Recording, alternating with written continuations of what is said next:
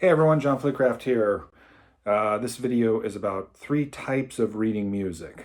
The first type is sight reading. Now, technically, sight reading means you've never seen the music before, you're handed it, and you look at it for 30 seconds to a minute, and then you play it, hopefully perfectly. That's sight reading. The second kind of reading is just reading, and reading refers to music that you have already read. You've already sight read it.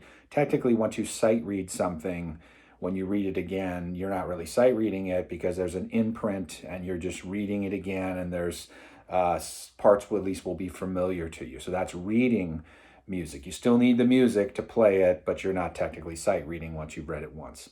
The third kind of reading is, and this is my term for it, is extraction reading. And I call it extraction reading because you're out of time, you're extracting the information from the page. You're extracting a notes and rhythms. So you say, well, that's a C on the bass clef, and it's a C on the neck, and those are eighth notes. Not doing it in time, just figuring it out like a little problem solving, almost like a math problem. You figure it out and then you play the idea, the groove, the one you do it bar by bar. And I actually have personal experience with this because in the mid 80s, I was a student at BIT, Musicians Institute in Hollywood. And at that time, I could barely read music, and which was very difficult for me because you might imagine at music school, there's a lot of reading. And one of the classes I had was a bass duet class. They were actually trombone duets, pretty simple little classical pieces, but really good. I got a lot out of it. And the teacher was a guy named Carl Cedar, a cool guy, great teacher.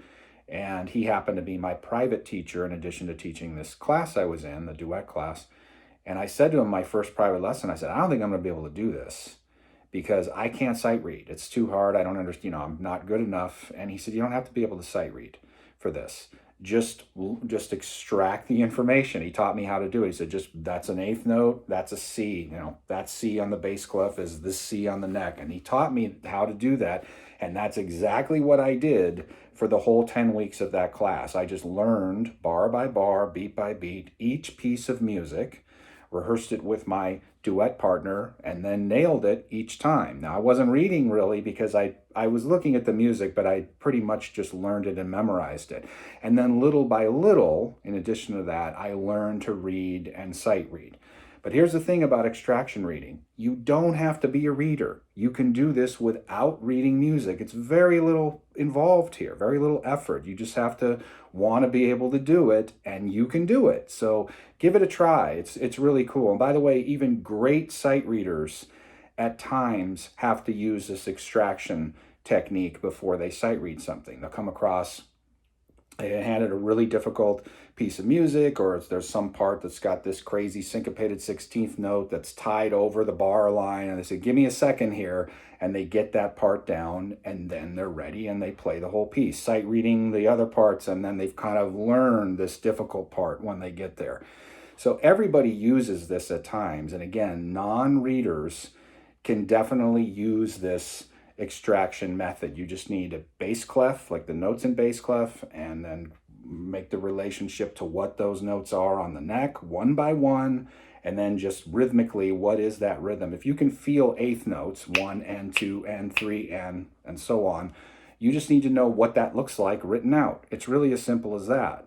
You're not sight reading it, you're just extracting it and learning it note by note. So give it a try. It's really cool. I can help you with this during lessons if you're interested, or if you're interested in anything else that I teach.